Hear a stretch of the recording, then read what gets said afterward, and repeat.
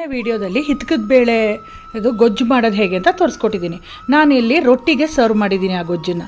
ಇವಾಗ ರೊಟ್ಟಿ ಮಾಡೋದು ಹೇಗೆ ಅಂತ ನೋಡ್ಕೊಳ್ಳೋಣ. ಹಿತ್ಕದ ಬೇಳೆನೇ ಹಾಕಿ ಮಾಡೋವಂಥದ್ದು ಭಾಳ ಟೇಸ್ಟಾಗಿರುತ್ತೆ. ಯಾರಿಗೆ ತಾನು ಅವರೆಕಾಯಿ ಅಂದರೆ ಇಷ್ಟ ಇಲ್ಲ ಹೇಳಿ? ಒನ್ಸ್ ಇನ್ ಎ ವೈಲ್, ಅದು ಸೀಸನಲ್ಲಿ ಬೇರೆ ಬಂದಾಗ ಮಾಡ್ಕೋಬೇಕು. ನಾನೊಂದು ಬೇಸನಲ್ಲಿ 1 ಕಪ್ಪಷ್ಟು ಹಿತ್ಕದ ಬೇಳೆ ಅವರೆಕಾಳನ್ನ ಚೆನ್ನಾಗಿ ಬೇಯಿಸ್ಬಿಟ್ಟು ಸೇರಿಸ್ಕೊಂಡಿದ್ದೀನಿ.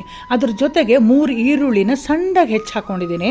ಖಾರಕ್ಕೆ ಹಸಿಮೆಣಸಿನ್ಕಾಯಿ, ಸಣ್ಣದಾಗಿ ಹೆಚ್ಚಂಥ ಕೊತ್ತಂಬರಿ ಸೊಪ್ಪು, ಶುಂಠಿ 1 ಇಂಚು, ಕರ್ಬೇವಿನ ಸೊಪ್ಪು, ಫ್ರೆಶ್ಶಾಗಿ ತುರಿದಂಥ ತೆಂಗಿನ ತುರಿ ಎಲ್ಲ ಸೇರಿಸ್ಬಿಟ್ಟು ಮಿಕ್ಸ್ ಮಾಡಿ ಇಟ್ಕೊಂಡಿದ್ದೀನಿ.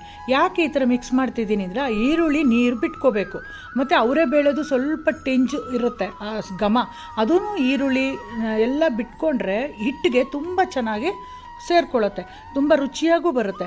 ಈಗ ಎಲ್ಲ ಮಿಕ್ಸ್ ಮಾಡಿದ್ಮೇಲೆ ಲಾಸ್ಟಲ್ಲಿ ಅಕ್ಕಿ ಹಿಟ್ಟು ಹಾಕ್ಕೊಂಡಿದ್ದೀನಿ. ಇಲ್ಲಿ 1.5 ಕಪ್ಪಷ್ಟು ಅಕ್ಕಿ ಹಿಟ್ಟು ಬಳಸಿದ್ದೀನಿ. ನಿಮ್ಗೆ ಎಷ್ಟು ಬೇಕೋ ಅಷ್ಟು ಹಾಕ್ಕೋಬೋದು. ರುಚಿಗೆ ತಕ್ಕಷ್ಟು ಉಪ್ಪು ಹಾಕಿ, ಎಳ್ಳು ಅಥವಾ ಜೀರಿಗೆ ಎರಡರಲ್ಲಿ ಒಂದು ಸೇರಿಸ್ಕೋಬೋದು, ಇಲ್ಲ ಎರಡೂ ನೀವು ಸೇರಿಸ್ಕೋಬೋದು. 1 ಟೀ ಸ್ಪೂನ್ ಇಂಗು ಎಲ್ಲ ಹಾಕಿ ನೀರು ಸ್ವಲ್ಪನೇ ಹಾಕ್ಕೊಳ್ತಾ, ಗೊತ್ತಲ್ವ, ರೊಟ್ಟಿ ಹಿಟ್ಟು ಮುದ್ದೆ ಥರ ಕಲಿಸ್ಕೋಬೇಕು. ತೆಳುವಾಗಿ ಕಲಿಸ್ಕೊಂಡ್ರೆ ತಟ್ಟಲಿಕ್ಕೆ ಈಸಿ. ಮತ್ತು ನೀವು ಬಟರ್ ಪೇಪರ್ ಇದ್ದರೆ ಬಟರ್ ಪೇಪರ್ ಮೇಲೆ ತಟ್ಕೋಬೋದು. ನಾನು ಯಾವಾಗಲೂ ಡೈರೆಕ್ಟಾಗಿ ತವ ಮೇಲೆ ತಟ್ತೀನಿ.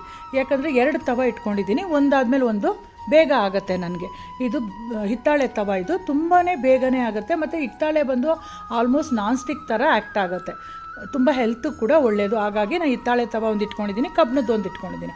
ಈಗ ಹಿತ್ತಾಳೆ ತವ ಮೇಲೆ ರೊಟ್ಟಿ ತಟ್ಬಿಟ್ಟು ಸುತ್ತೂಲು ಎಣ್ಣೆ ಹಾಕಿ ಒಂದು ಪ್ಲೇಟ್ ಮುಚ್ಚಿಟ್ಬಿಟ್ಟು ಒಂದು 2 ನಿಮಿಷ ಬೇಯಿಸಿದ್ರೆ ಸೂಪರಾದ ಹಿತ್ಕದ ಬೇಳೆ ರೊಟ್ಟಿ ರೆಡಿ.